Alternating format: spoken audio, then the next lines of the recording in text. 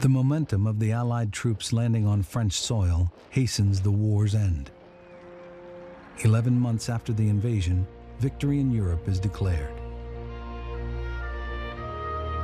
3 months later, the Japanese surrender, bringing the war in the Pacific to a close.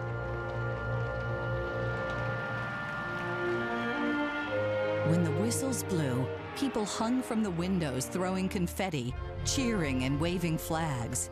We walked down Westminster Street, kicking paper streamers from our heels joyously, laughing and excited. For a wonder, the sun was shining, and a skittish breeze danced along the streets.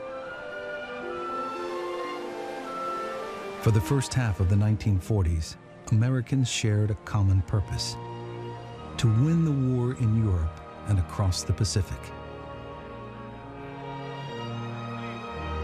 But with that charge came a test, one that challenged our core values and forced us to question our accepted beliefs.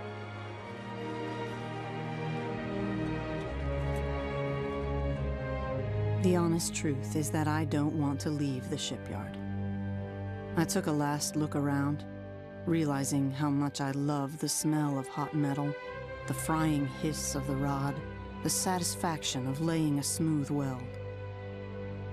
I shall miss it all frightfully, because it has been ours, our hull, our gang, our yard, our war. The war was not simply an engagement with a visible enemy on the battlefield.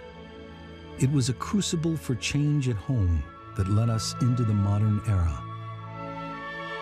And it left us a profoundly different nation than we had been that moment just before the first bomb dropped at Pearl Harbor. It seems to me you should be on your way home by now. At 8, the overseas operator called to ask me if I would accept a collect call from Major Berman at 12 p.m. Eastern Time. Of course I said I would.